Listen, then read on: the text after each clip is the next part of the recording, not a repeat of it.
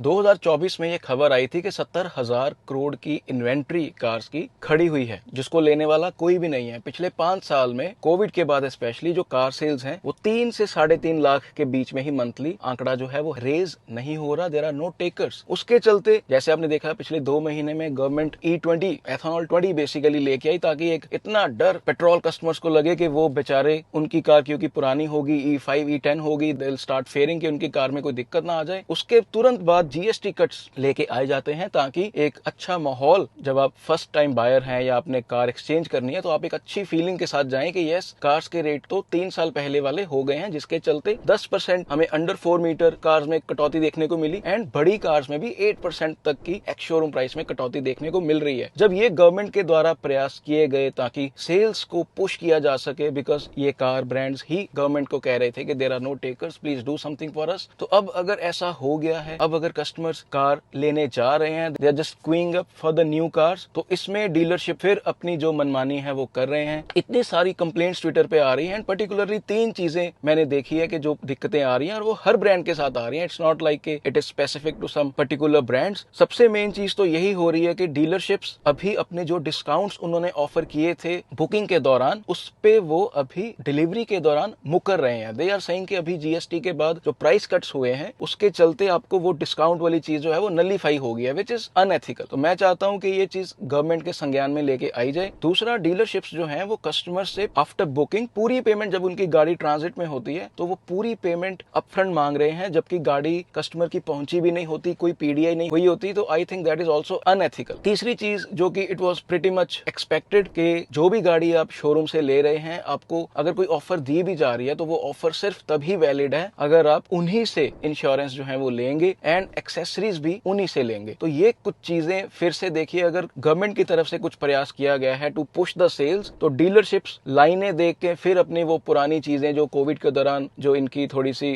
Arm twisting हो रही थी कस्टमर्स की, वो सेम चीज अभी भी हो रही है। बट मैं आपको याद दिलाना चाहूंगा कि it is all about festival season. जनवरी में, फरवरी में you will still be calling the customers के भाई साहब ये गाड़ी खड़ी हुई है, इस पे 1.5 लाख 2 लाख का डिस्काउंट है, बिकॉज ये जीएसटी वाली जो चीज हुई है इससे भी डिमांड जो है वो थोड़ी देर के लिए तो बढ़ सकती है, but eventually it will not be like के 4-4 लाख गाड़ियां महीने की बिकनी शुरू हो जाएंगी, because people are not getting jobs, the extra earning is still not there. ये सिर्फ एक टेम्परेरी फेज है। प्लीज आप ये मत भूलिए कि पिछले 2-3 साल में आपने गाड़ियां कैसे बेची हैं। मैं ये जरूर चाहूंगा कि सरकार इस चीज पे चेक रखे कि क्या क्या अनएथिकल चीजें ग्राउंड पे हो रही है इस फेस्टिवल सीजन के दौरान।